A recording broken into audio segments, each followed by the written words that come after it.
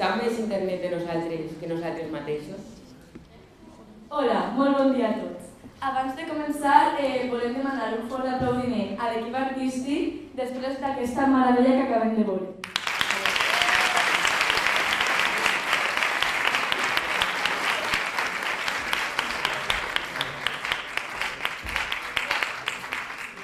Ens presentem. Jo soc Anna. I jo soc l'Alexis. I avui ens encarregarem de fer d'interlocutores entre vosaltres i el nostre equip artístic en aquesta xerrada, en aquest col·loqui que va començar en no res. Alexis, has dit interlocutores. Sí. Però tu eres un xic, vols dir interlocutors. No, has escoltat bé. És que ja estic un poquet, crec que estem un poquet fartes i farts d'escoltar sempre la paraula interlocutors, paraules com aquesta, per incloure'ls als dos. Aleshores, avui coincidint amb un dia tan especial per al món estudiantil, que tenim els nostres companys i companys fora manifestant-se en aquesta manifestació que estem fent en contra del masclisme, us volia reivindicar-ho dient que avui les dues anem a ser interlocutores. Què et passa?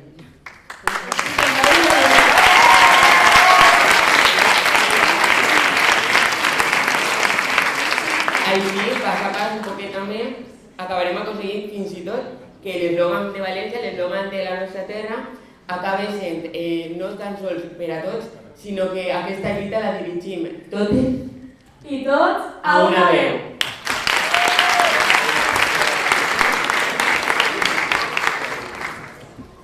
Ara anem a passar ja a presentar l'equip artístic. En primer lloc tenim a un actor, autor, il·luminador i a més el nostre director i tot un mestre de les arts escèniques i la tecnologia, Juan Pablo Mendiola.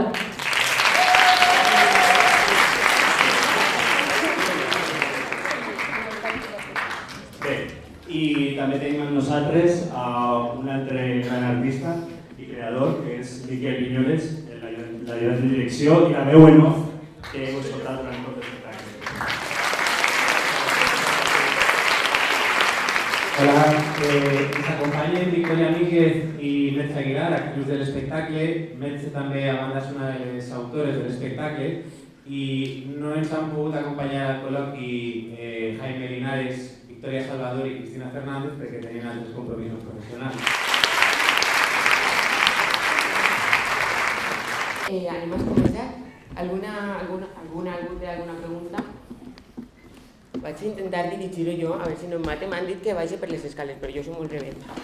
A veure, teniu alguna pregunteta per aquí? Per a fer?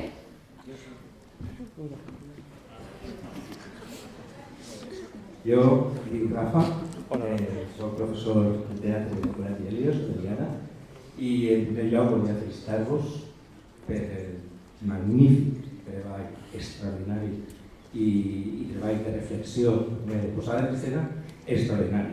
El treball actoral, impressionant. El nostre objectiu també és crear espectadors, i crec que és també el vostre, no? Com aquí té Rialto, que la relació actor-espectador sigui més estreta. La veritat és que us tinc que felicitar perquè heu deixat bocabadat en aquest treball de posada d'escena i felicitar també a l'Institut Valencià de Cultura per portar a escena aquest tipus d'obres. Gràcies.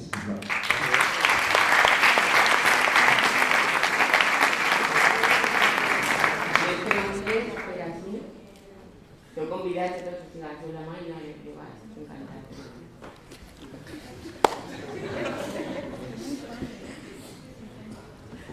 Hola.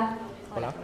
Volia preguntar com es compagina l'actuació amb els dispositius de gravació i com és mirar a la càmera i totes aquestes coses, perquè totes les actuacions que he vist de teatre mai han empleat l'ús de càmeres i quan miraven als espectadors o als altres actors, o sigui que volia saber com es compagina això. Gràcies. Bueno, yo puedo decir cómo es el plantearlo y luego nuestras compañeras nos comentan lo complejo que es. Dado la propuesta del texto de Merche y Guadalupe Sáez, que no está hoy tampoco con nosotros, y que hablábamos de nuevas tecnologías, de la comunicación entre entre nosotros a través de estos medios digitales se hacía como obligatorio. Se hacía como obligatorio, ¿no?, el uso de dispositivos que de alguna manera diesen una capa de mayor veracidad a todo lo que estamos contando. Pero evidentemente, como tú dices,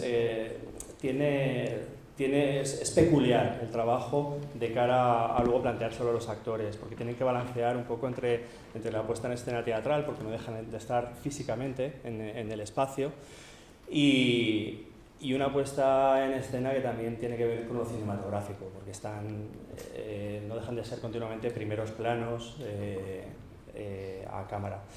Y ahora os comentarán ellas pues, si me han odiado mucho o no. A veure, sí, és molt complicat. Vull dir, no, sobretot, tot el procés ha sigut molt enriquidor però molt complicat. Ja en el càsting va ser una escena cara a càmera, en el meu cas amb Jaime, que van coincidir en el càsting també, i els dos parlàvem a la càmera com si ens estiguérem veient. Aleshores ja de per si això és difícil, perquè tu no estàs veient el teu company, com has ben dit, que de normal en el teatre normalment estem cara a cara i ens nutrim de l'altre. O en un Skype real. O en un Skype real tu veus a la persona amb la que estàs parlant. Aleshores, així, quan van començar els assajos, clar, sempre ho fem amb càmera. De vegades hem intentat fer-ho cara a cara, però realment són converses que aquests personatges mai tindrien cara a cara. Aleshores, era molt complicat per a nosaltres fer-ho realment físicament un davant l'altre. Aleshores, quan treballàvem l'escena, pactàvem. Ell em deia, així jo no t'estaré mirant i en aquesta frase te mire. Aleshores jo reaccionaré a això i vull dir, hi ha una mena de coreografia, d'impulsos, que després, clar, hem anat fent l'escena i està ja integrat, però al principi sí que era una mica de i ara sí, com que això m'interessa més, m'aproparé, ara sí m'allunyaré i no el miraré. Vull dir, estava tot molt pactat. I també és complex a l'hora d'assajar, perquè clar, quan vam començar vam fer un treball de text i de preparació d'escenes, però després vam tindre que fer un parell de setmanes més de treball únicament amb l'audiovisual. Nosaltres estàvem perquè hem de donar la marca, però clar, era sobretot per a coordinar-nos amb l'audiovisual. Aleshores les escenes estaven una miqueta aparcades, que nosaltres treballàvem pel nostre compte, però anàvem sobretot fent això. Després, quan es va acoplar tot, clar, és com un altre pas a donar, que és integrar totes les coses que hem anat fent durant els mesos. Aleshores, sí, és difícil, però al final també ho gaudixes. Vull dir, és una experiència diferent i fa que estigues molt... Has d'estar molt concentrat, perquè si no qualsevol cosa pot fallar. I nosaltres, per a que ho sapigueu, realment veiem la gasa blanca tot el rato. Una llum així i la gasa.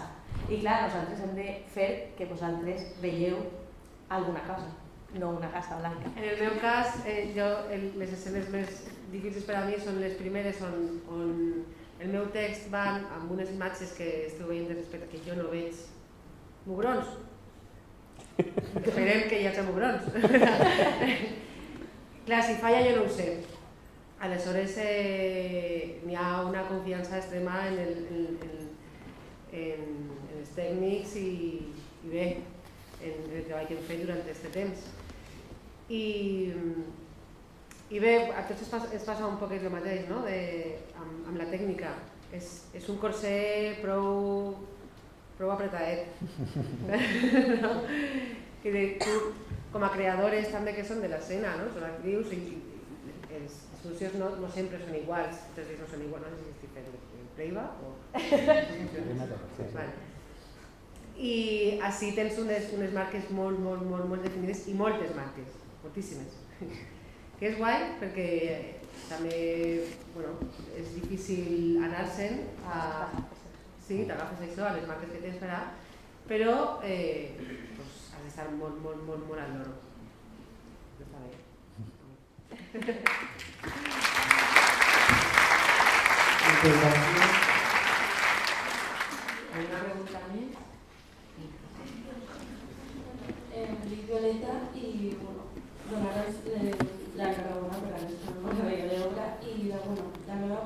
convocatòria, com va sorgir aquesta obra?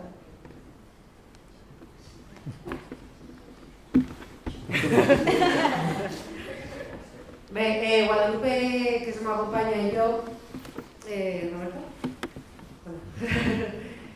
ens presentarem la temporada passada a unes convocatòries d'autoria que fa l'Institut Valencià de Cultura per a residències d'escriptura teatral. I bé, va sorgir... La meva companya es va quedar embarassada i bé, de sobte es va donar compte que Google sabia abans que ella, abans que sa mare, que estava embarassada.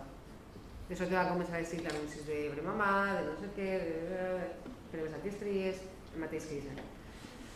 I aleshores va quadrar en que la convocatòria de la ISO parlamentària anava de la identitat i ens llançarem a escriure un text sobre la identitat digital, que era Qui soc jo segons Google. No? D'ahir va derivar ja a començar a treballar amb Juan Pablo Mendiola i plantejar i plantejar-nos les preguntes que ens fèiem a l'hora d'enfrontar-nos a la tecnologia, a aquests algoritmes que són quasi ja més listos que nosaltres, que van per davant, i quines conseqüències poden tindre també la nostra resposta cap a la informació que rebem d'altres persones o de fets concrets que veiem a les xarxes o a internet en general.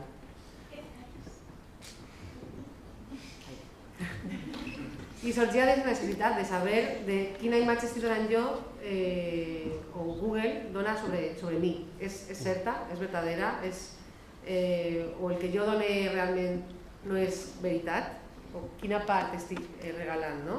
I què es fa amb aquestes dades que regalem. Abans de seguir amb el col·loqui, volia remarcar una cosa que comentàvem que em pareix prou important, i és que... Anna, què fas? Pujar una foto a Instagram. Quina perdueta, xica. Vaja. Depèn de com utilitzes, no? Pues dona, és que estem presentant el col·loqui i jo no veig l'hora d'ara que puges a Instagram les coses. Però... Avui es pot fer una excepció. Qui decide Instagram? Vale, sube els braços. No. Vale, doncs... vos invite, clarament, a que entreu a Instagram. Va, entreu, que vos viu. I que busqueu Habitem el Rialto, perquè és un conte que s'ha fet amb molta il·lusió i amb moltes ganes i d'un motiu molt especial i esteu tots convidats a seguir-lo. Gràcies. Molt bé. Habitem el Rialto és un projecte dedicat al gent jove com nosaltres amb l'objectiu de generar experiències col·laboratives i activitats connectades sempre amb el món de l'espectacle. A més, també de fer del Rialto un lloc de trobada i de vida sociocultural. Als Instagrams de Habitem el Rialto I Teatre Rialto València trobareu tota la informació que estem pujant i també les publicacions que amb tantes ganes i il·lusió estem posant per a totes i tots. Vinga, va, anem a fer-nos la foto.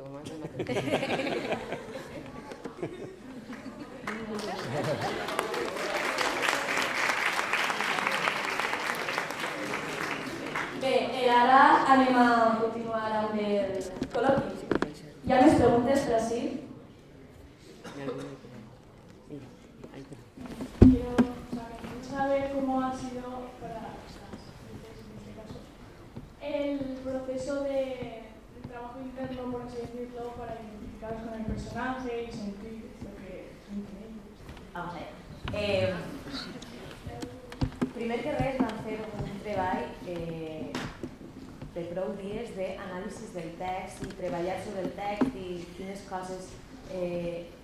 De fet vam fer alguns xicotets canvis perquè per als actors ens tenia millor i realment amb un text així que és tan intens que que les històries de cadascun dels personatges són tan fortes, és fàcil, entre cometes, empatitzar i entendre què és el que li està passant. Després, clar, ha de passar per tu. Després vam fer un treball físic amb Cristina Fernández, que és una altra de les actrius. Què passa? Desapareixen, Rafa, i apareixen. Una de les actrius és la persona que porta la part de moviment, i vam fer un treball físic amb ella on aplicaven diferents accions que pensaven que tindria el personatge i res, les vam fer de manera repetitiva, amb unes músiques. També vam fer una sèrie d'exercicis amb ella que ens plantejava que eren com extractes de cadascun dels desitjos dels personatges. El meu exercici, per exemple, tenia molt a veure en recopilar informació, aleshores tots portàvem unes fulles i jo havia d'agafar-les ràpidament. Vull dir, va haver també un treball, per favor, va haver també un treball físic per a entrar en això. Després és combinar les dues parts i posar-te amb l'escena, que és realment on vas trobant. Sempre amb tranquil·litat i amb paciència, perquè de vegades no és tot, i més en textos que són complexes, però a poc va anar eixint i vas agafant les coses que més aprofites i, per supost, amb la mirada externa, perquè nosaltres des de dins, i menys en aquesta producció, no sabem què passa. Aleshores sempre és necessària una mirada externa, en aquest cas Juan Pablo i Miquel, que ens ajudava molt també en la part d'ajudantia. I també vam fer un treball de gravació d'alguns assajos. Aleshores nosaltres podíem veure, sobretot al principi, podíem veure que estaven fet. I això va ajudar molt. No, és que ja està. Queria preguntar-vos, sobretot als actors i actrius, però a tot l'equip, aquesta obra, el respons que té, les coses que diu aquesta obra i que defensa, com us ha afectat a la vida personal? Perquè suposo que, jo m'he quedat molt impactada i et quedes reflexionant com, ara vaig a tomar-me amb més calma. Jo personalment, però vosaltres com l'haveu viscut? En el procés d'escriptura, que va ser prou llarg i prou intens,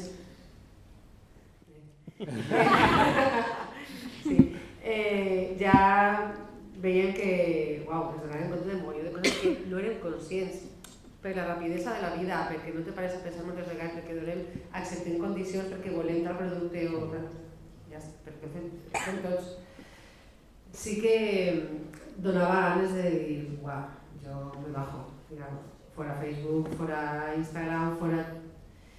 Però després, en realitat, no hem canviat tantes coses, almenys jo. Sí que és de veres que soc més crítica a l'hora de tractar la informació que jo mateixa rep d'altres coses, de notícies, de comentaris de la gent, no fas cas, no és veritat res, no me creus res.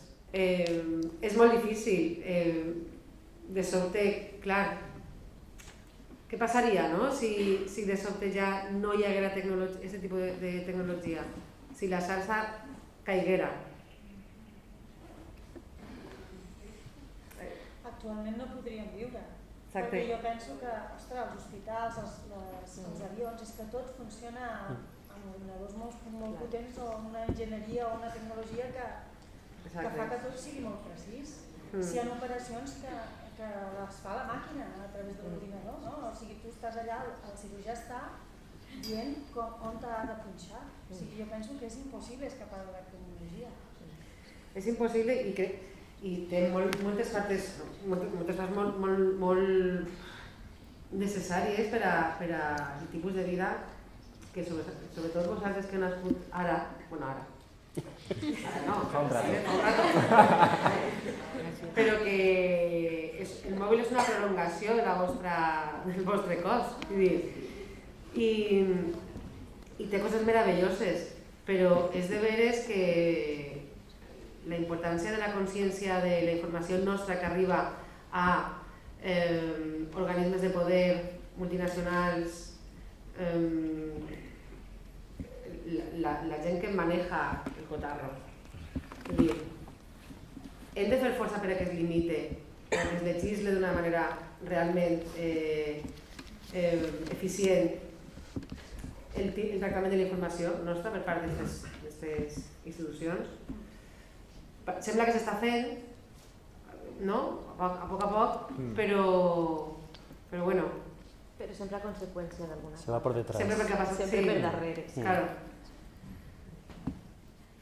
Sí.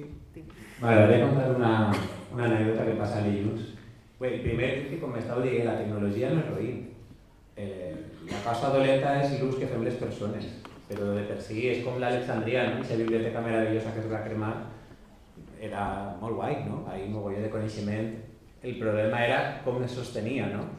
Aleshores, normalment el problema tenim les persones, no les coses que creem.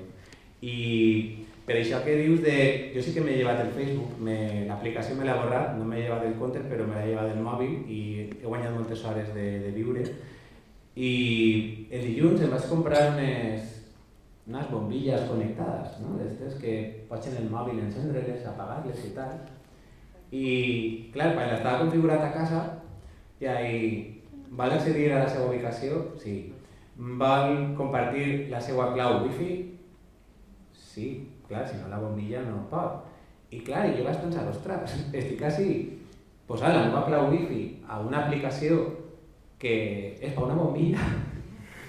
I ja saps, vull dir, si tenen la meva clau wifi, poden entrar al meu router a casa i per tant al meu ordinador i a tot, no? I clar, com que de repente eixa reflexió igual abans de fer l'obra no l'havia pensat i de fet les porto ahí per a tornar-les ara quan deixis així.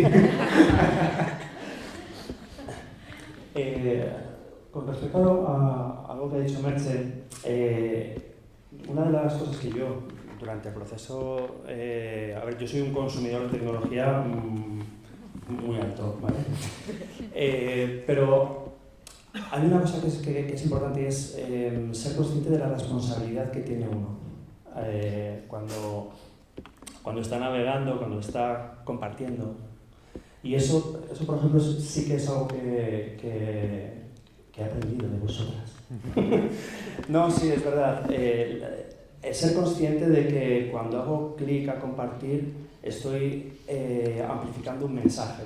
Y ese mensaje puede tener unas consecuencias. En el personaje de Luisa, por ejemplo, el mensaje que se amplifica de rechazo a la inmigración, al final acaba haciéndole daño a ella.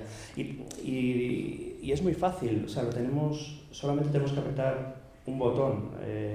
Simplemente con dar el me gusta o compartir, estamos amplificando mensajes que van más allá de una pequeña imagen en una pantalla de 6,9 pulgadas. ¿Vale? Entonces, bueno, eso me hace pensar realmente cada vez que hago clic.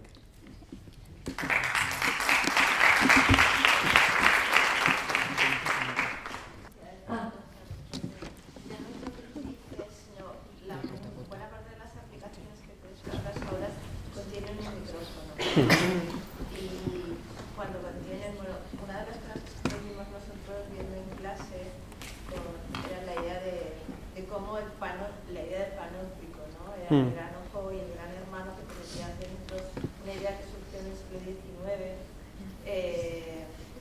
pero que era física y que ahora se ha convertido en virtual, ¿no?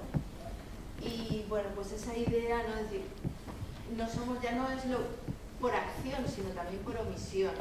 Entonces, que no es solamente por acción, por el clic que tú haces, que eso es, sino más bien por el ejemplo de las bombillas, no solamente es que tú das un wiki, sino que en muchas aplicaciones de las que tú te bajas en el móvil inconscientemente contienen un micrófono que te está grabando y por lo tanto puede controlar tus conversaciones, puede saber cuáles son tus gustos, dónde has estado, qué haces. Entonces es como muy inquietante, ¿no? Saber que hay siempre alguien vigilándote y esa información puede ser compartida, puede servirse para informarte, o para a lo mejor usos más sencillos como que es un consumidor. Sí. Pero bueno. Y Veracruz. Mira, nosotros es que yo asistí a unas charlas de ciberacoso y estábamos unos cuantos en el instituto donde trabajábamos antes y nos sacaron de las mismas pantallas cosas nuestras que habían ido recaudando de, pues eso, de aplicaciones que les das a descargar, o el propio Facebook, o hasta tus propias contraseñas. Salía un listado entero de todas las contraseñas más usadas y casi nos asustamos porque muchas de nuestras contraseñas estaban ahí. Entonces es como que nos están observando y están utilizando nuestra información. Y eso pues da un poco de miedo, la verdad. ¿A quién no le ha pasado que estás con un colega o con quien sea hablando de unas zapatillas y en Instagram, sobre todo a mí me ha pasado en Instagram, te sale la publicidad de eso que estabas hablando hace una hora, ayer? No es casualidad, ¿no? Y dices, ostras. Just ahir em va passar que estava enviant un àudio a Miquel i ostres, de sobte l'àudio se sentia com... Jo pensava, ja se m'ha trencat el micròfon. I acte seguit vaig entrar... Bueno, i jo li vaig dir... Jo li vaig dir, et venc el meu mòbil. I acte seguit me va arribar un email que posava Apple té tots els seus productes al 50%. I dius, vale. Vull dir que aquestes coses passen, això és una curiositat, però bé, hi ha casos com els que estan elegits en l'obra que poden ser molt més forts. I, perdó, també pel que deia Juanpa de la responsabilitat que tenim, el que pugem a les xarxes, tot el que pugem a Instagram o a on siga no es borra, això està ahí per sempre. Encara que nosaltres cancel·lem el compte, es guarda. O sea, Internet no oblida. I, per exemple, el que li passa a Emma en l'escena que està en l'hotel, que ha quedat amb l'home del Tinder, i li fa una foto a Emma, sense el seu...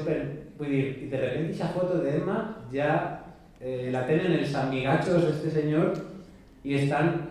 I això passa, vull dir, o ens pot passar, o nosaltres moltes vegades estem oferint aquestes imatges, aquesta informació nostra, com estava dient Merche, gratis, i sense ser conscient de les conseqüències, no? Així per el que dèiem, no? Que m'he pres, jo crec que tots ara pensem 2 vegades, no? Abans de fer clic o almenys intentem pensar-ho. Sí, però ho fan molt bé, fan que necessites.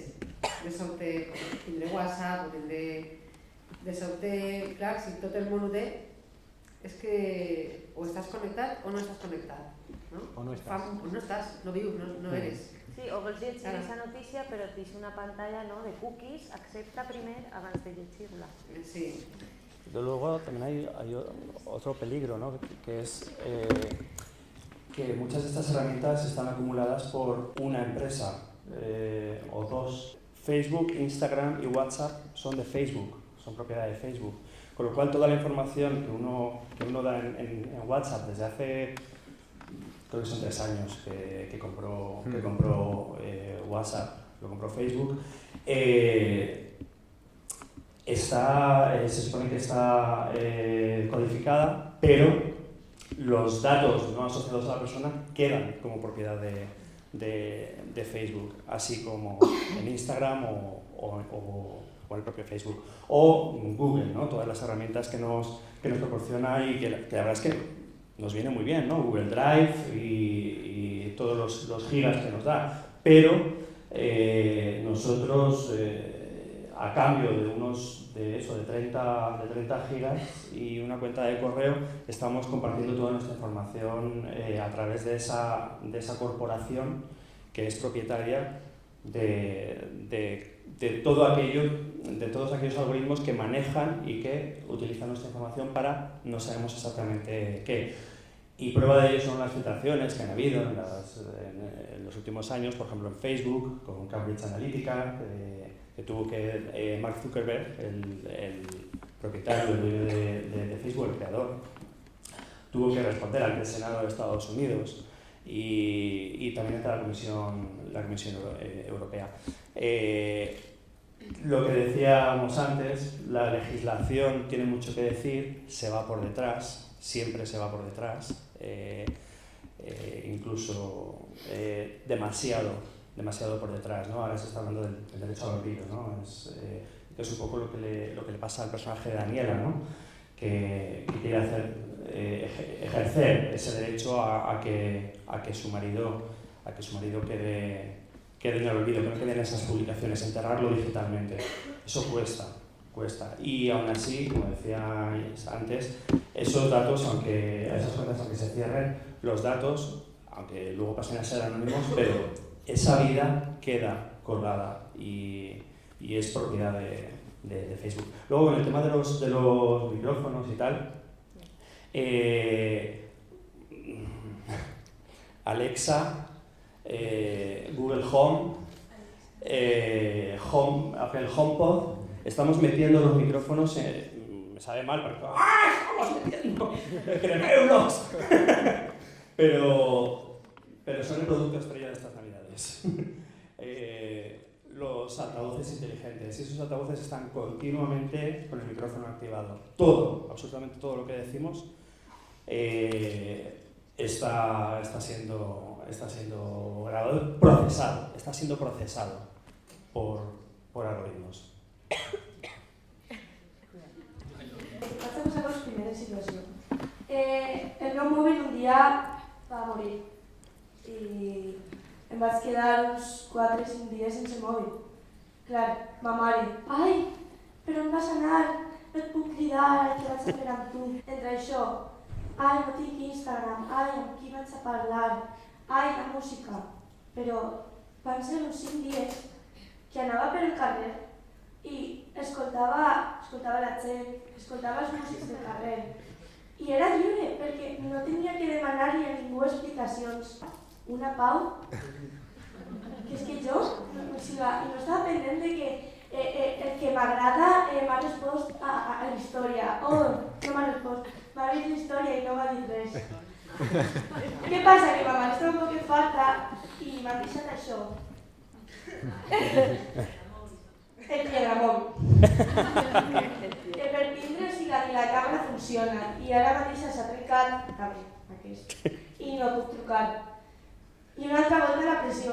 M'he instal·lat Instagram i tot, no volia instal·lar-me Instagram perquè és que funciona molt mal.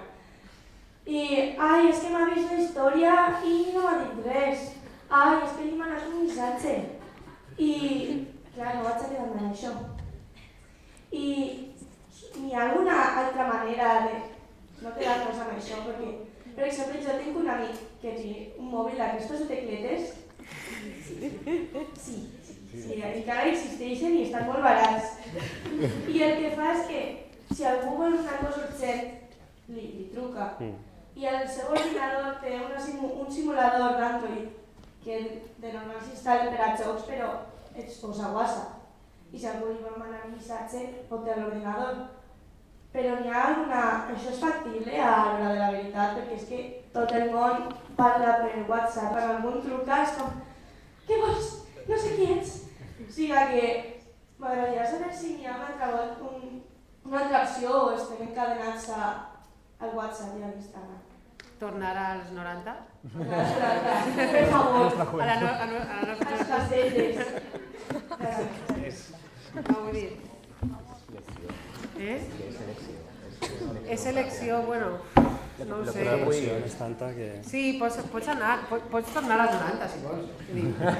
Però és que, clar, és una exigència ja del tipus de vida que portem. Jo crec que va tot junt. Si no tinguérem esta vida tan loca, no faria falta tant de WhatsApp o tant de mail a la butxaca o tant de... Però clar, és que va tot en el mateix cotxe, saps? Clar, podem tornar als 90? A mi m'encantaria. Però igual no seria tan eficient. No podrien esperar de mi tantes coses com s'espera ara.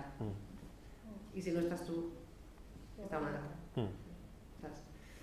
Però n'hi ha eleccions. N'hi ha eleccions, sí. Vull dir, hi ha eleccions que ho pot fer, Victòria, la nostra companya que fa de Daniela, no té dades en el mòbil. I porta un telèfon, un smartphone com el que portem tots, i ella quan va a algun lloc es connecta al wifi i mira el que necessita, però ella ha decidit que no té dades, perquè diu, és que si algú vol parlar amb mi per alguna cosa de feina, que em toque. O si jo vull parlar, jo telefone. I quan arriba al lloc, doncs això, quan ve així moltes vegades, es connecta al wifi de la cafeteria i abans de l'assaig igual mira si té algun correu. Clar, són eleccions i tots hem de posar en la balança, no? Fins a quin punt, doncs això, jo trie no tindré Instagram, o llevo el Facebook, o no vaig a tindre dades pel carrer, o ara és cap de setmana i les desconnecte.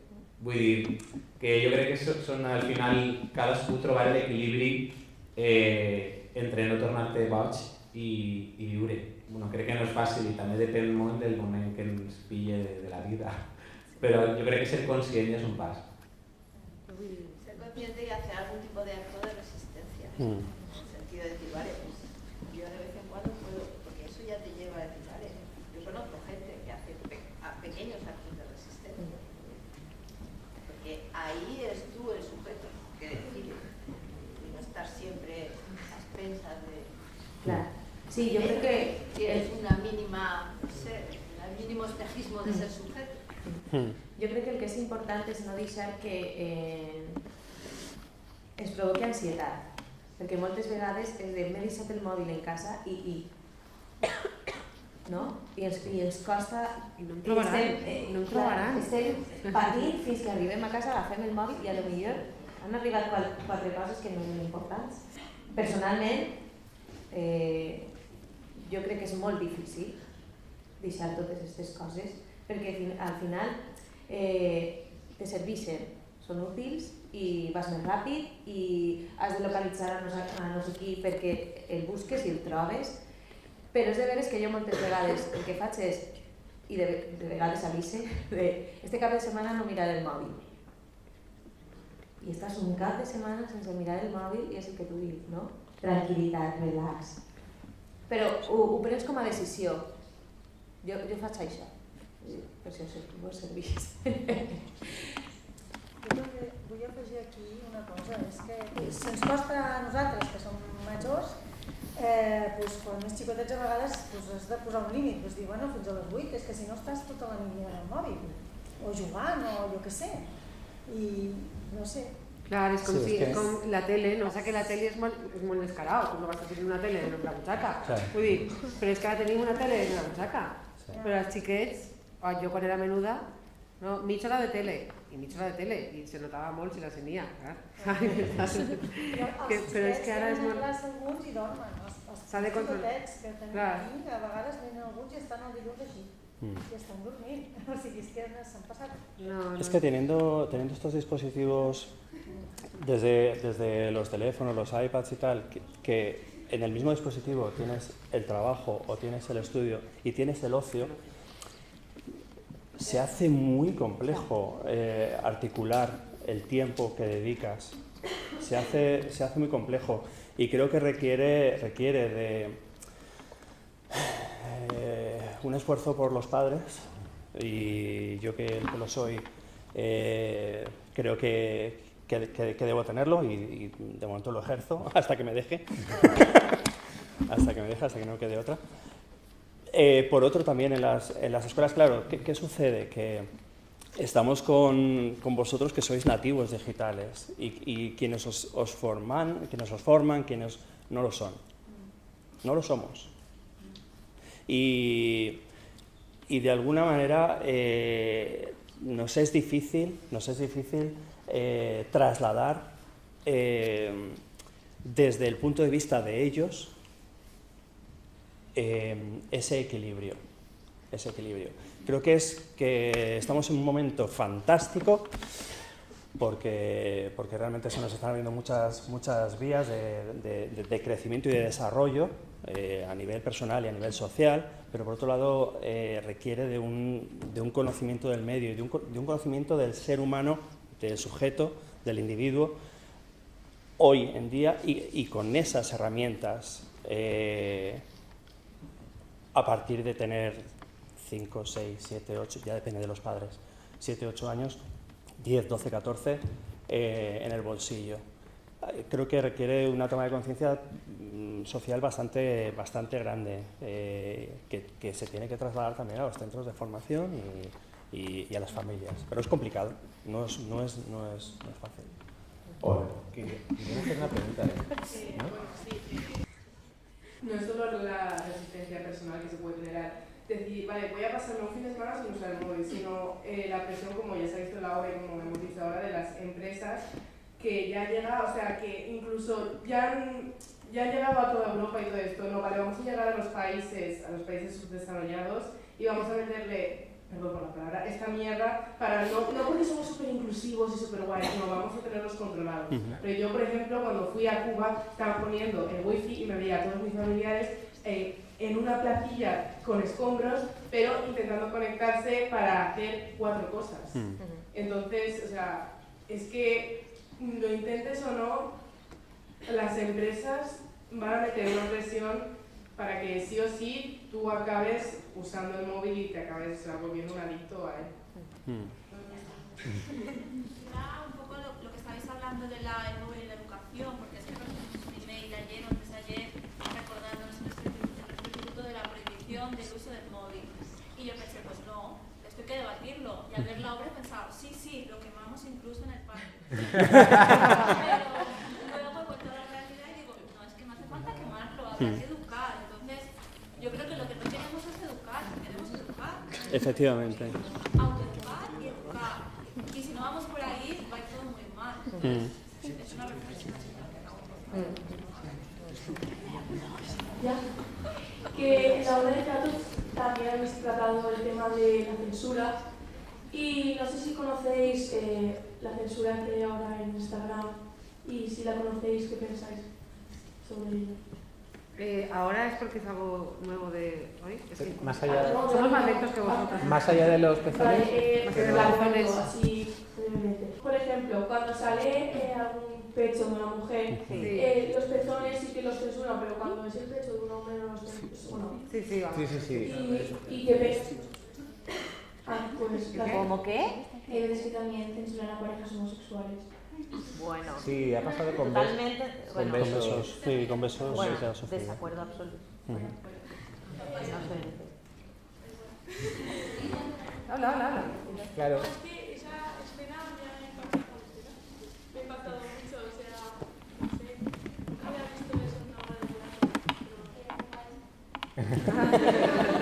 teatro. La de las censuras, ¿no? Sí, la de la página cuando... El chumburón.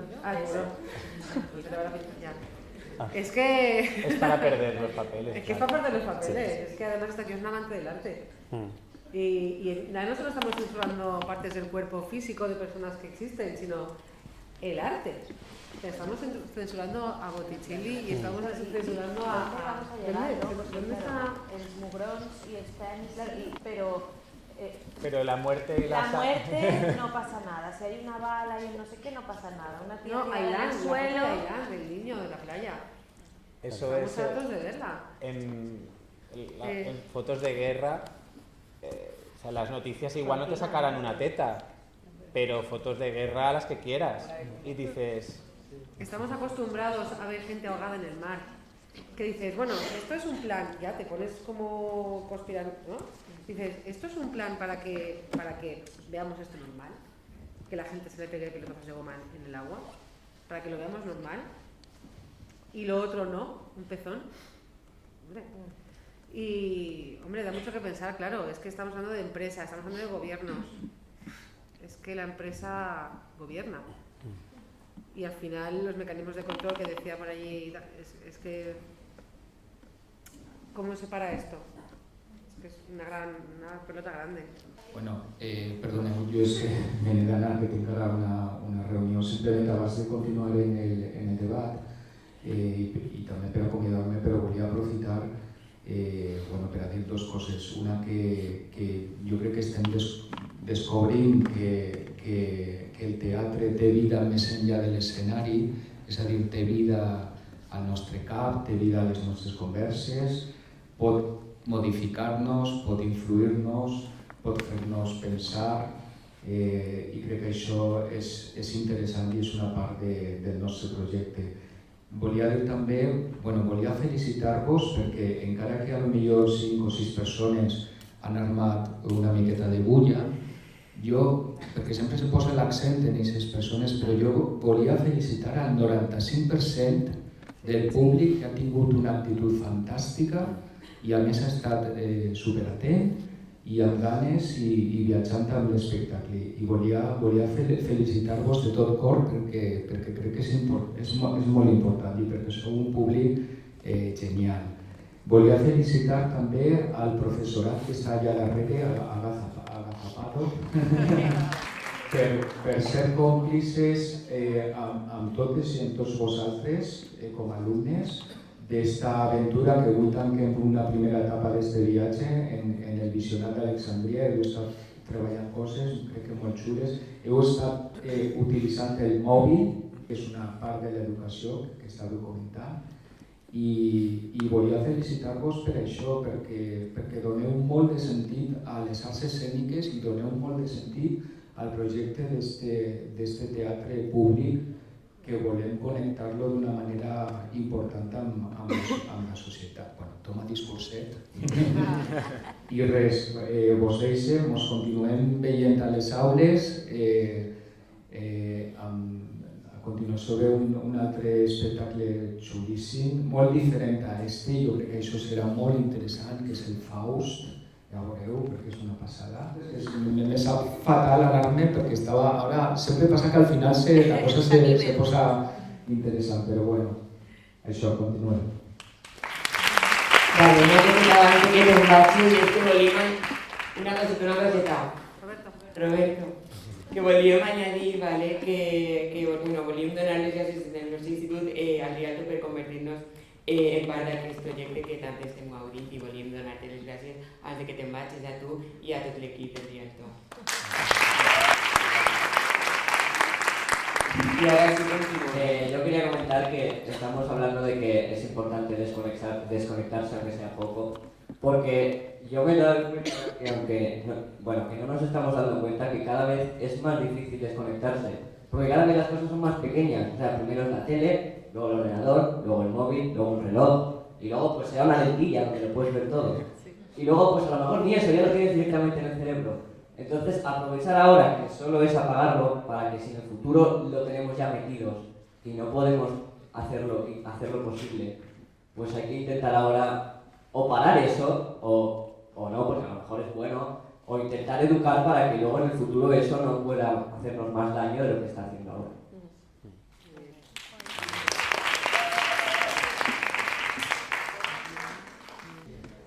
Bueno, yo antes que nada también felicitarlos porque me ha encantado la manera en la que habéis querido presentar todo y el mensaje que hemos recibido todos, pero yo tengo una pregunta ya no solo para ustedes, sino para todos en general, y es... ¿El acento colombiano? ¿Soy de Ecuador? Es que soy así.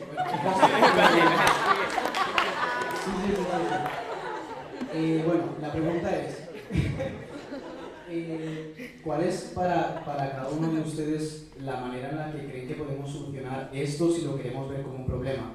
Porque si lo vemos desde hace ya mucho tiempo, estamos como entregando nuestra información por querer facilitar nuestra vida, ¿no? Entonces, pienso que ¿cuál es la solución? O tarde o temprano, ¿creéis que ya tengamos que aceptar que nuestra información la conoce todo el mundo porque gracias a eso podemos solucionar nuestra vida y hacerla más cómoda y más fácil?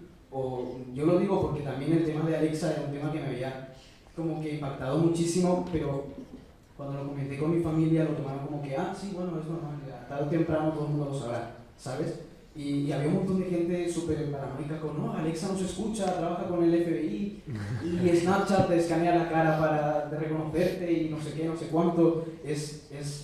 ¿Está bien coger esa paranoia y empezar a pensarlo todo tan... ¿Nos están controlando, nos están vigilando? ¿O cuál creéis que es para ustedes la solución? Yo creo que ya no es la paranoia de que porque, bueno, probabilidad hay de que te paren en un aeropuerto y te digan que eres una terrorista. Es la libertad.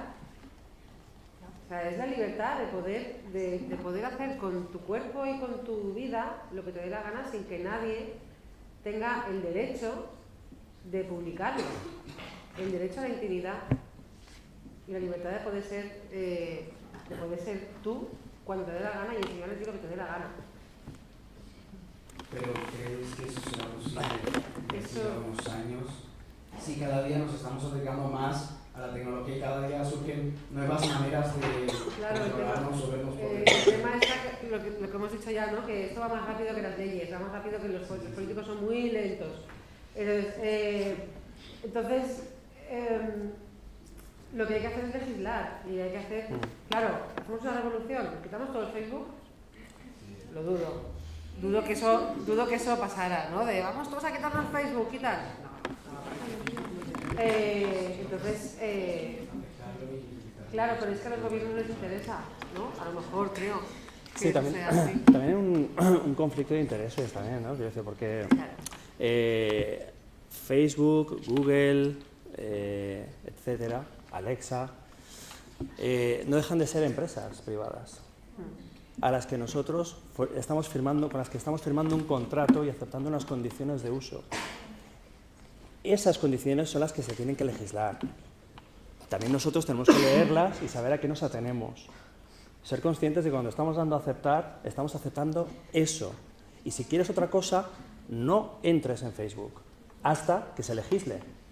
Y haz fuerza para que se legisle. O entra a Facebook, ten cuidado con lo que publicas, sé responsable y ten cuidado, y ejerce una resistencia activa para provocar una legislación. Pero hay un conflicto de intereses en cuanto a que no dejan de ser empresas privadas, no son servicios públicos.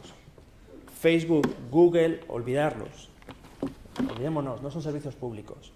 El gobierno no decide sobre ellos. Puede legislar las condiciones de uso, pero son empresas privadas y nosotros estamos dando nuestros datos a empresas privadas para que nos den, a cambio, X o Y cosa. A veces son gigas, a veces son una sensación de pertenecer a un grupo, de realizarte, de compartir, de comunicarte, pero tiene un precio. Tiene un precio y es que tú estás aceptando unas condiciones que están definidas en el contrato. No lo leemos, aceptamos. Conflicto de intereses. Sí, pero hay una línea, o sea, el derecho a la intimidad es un derecho inalienable pero que si tenemos tú publicas tus fotos... Ya, pero entonces ¿dónde está esa línea? Claro. Claro, ese es el problema. Tú tienes tu derecho a la intimidad, pero ¿quién se va a leer eso? A ver, ¿eso quién lo entiende? No, yo no. ¿Alguien ha leído las condiciones de uso de...? Tardo más en leerlo que meterme en la aplicación. Claro. Que el verbo funciona, ¿no? Pero ¿alguien ha intentado leerlo? ¿Tú? ¿Lo intentaste leer? Sí. ¿Entendiste algo? Daba miedo. Claro, aunque sea un contrato privado de una empresa con un individuo, el derecho a la intimidad tiene que estar por encima de eso. Debería estar por encima. Sí, lo que pasa es que tú a la vez estás... el uso de esa red social es contradictorio con el derecho a la privacidad. Quiero decir, tú estás publicando... Bueno, no, pero publico lo que yo quiero y dónde yo quiero y con los amigos que yo quiero. Claro. Pero sí el tema es que luego esa empresa por debajo... Estamos aquí ahora. Sí, no, pero está bien. No, que ayer me enteré que Facebook tiene una empresa llamada Alphabet, ¿no? Que es la que maneja los datos que metemos en Facebook. Alphabet es de Google. Bueno, y las venden las empresas. Yo no quiero venderlas, pues las vendo yo, si quiero. Claro. Habría que ver si en las condiciones de uso eso está. Claro, estará. Estará, claro. Claro, estará y lo aceptamos. O sea, es un problema y estoy totalmente de acuerdo contigo de que los gobiernos tienen que actuar, pero tienen que actuar en la legislación de esas condiciones de uso y también en hacer claros los puntos claves de esas condiciones en los que se pone en juego esos derechos básicos que son la privacidad, la seguridad, etcétera. Pero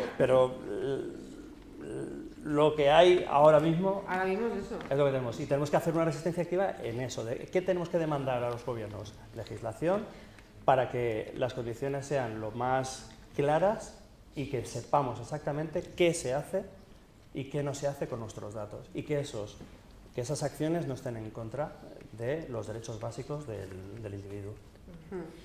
De hecho, yo quería añadir que cuando, por ejemplo, te metes en la página incógnito, o sea... ¿No la conozco? No, vale. Te metes en una sí. incógnito, ¿no? Sí. Pero aquí pone, dice, no obstante tus acciones no serán totalmente invisibles. El uso del modo de incógnito no te permite ocultar tu actividad de navegación a tu empresa, claro, a tu proveedor de servicios de internet o a los servicios web que visites. Claro, porque tu dirección IP está bajando unos paquetes de información y está subiendo unos paquetes de información que el proveedor de internet es consciente, él sabe esos paquetes y ahí quedan registrados, asociados a tu dirección IP. Cuando estábamos hablando de la censura, hay una foto en mi cuenta de Instagram que son unos pechos desnudos que la primera vez se me borró, pero la segunda no. Y no se ha borrado porque en mi cuenta de Instagram no he especificado mi género, que no me da la gana. Y en las cuentas masculinas o en plan de personas masculinas o sin género no se les censuran los pezones. Y hace poco se censuró de Facebook el cuadro de Goya, de Saturno comiéndose a sus hijos, porque salió un desnudo. Sí, un cuadro de 1800. ¿Y se está comiendo a su hijo? Pero no, pero eso son no pelotas, pasa ¿no? nada, eso no. Que sea por un desnudo y no porque haya que sea un poquito sangriento. Canibalismo. Y segundo, que lo que ha dicho él de cómo podemos enfrentarnos a esto, hay una opción que es quitárselo todo y vivir en una montaña. Y que yo me lo he propuesto muchas veces, de a tomar por culo todo el mundo. Lo siento por el siento. Pero mucha gente, por ejemplo, me ha dicho, ay, pero es que así te estás quitando tu propia libertad de hacer lo que te dé la gana. No, mucha gente me ha dicho que por no tener tal, como que estoy dejando que el sistema controle mi vida a base de quitarme cosas, como puede ser con el veganismo o cosas así. Pero yo lo veo más con que no me estoy sometiendo a su control, estoy viviendo por ejemplo, una vida que no está sometida a su control. Es que no sé cómo explicarlo. Sí, te estás explicando. Hay otras opciones que no sean Google o Gmail para usar internet, por ejemplo. Es que lo he visto en la representación que usan Tor Browser, que es un navegador y un buscador que es como lo más anónimo y que lo que hace es que coteja tu IP y lo va pasando por ordenadores de todo el mundo para que no sea tan fácil registrarte. Y también hay otras cuentas como por ejemplo RiseUp, que es un servidor de correo electrónico que también funciona de manera más anónima. O sea que alternativas a velas haylas.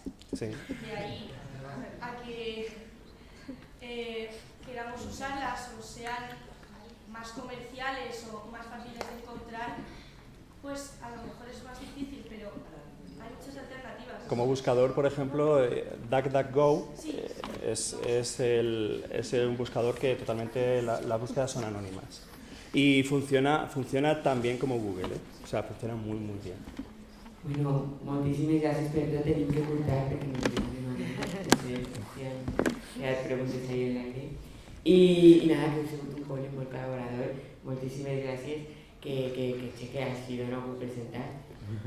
Dic que sí. I volem donar-vos les gràcies al públic perquè, com ha dit ell, ha donat molt de gust i per favor un fort aplaudiment a vosaltres.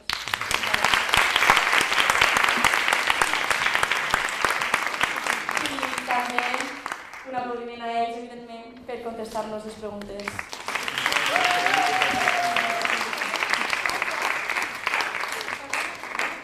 I ara volem acabar amb unes preguntes. Que internet està apoderant-se de les nostres vides? Deixarem que internet ens mengi? Seríem capaços de viure sense internet? Ens ha canviat la manera de pensar sobre internet a aquesta obra de teatre? Moltes gràcies. I fins a la pròxima.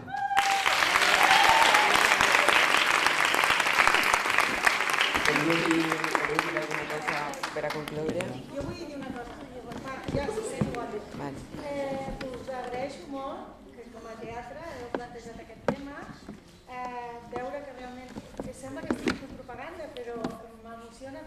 amb el teatre podem fer una crítica social i podem valorar la feina d'actors i de tot el que suposa el món del teatre perquè els nostres alumnes vegin que hi ha possibilitat també d'utilitzar l'art per fer una crítica social i buscar alternatives per a la nostra vida.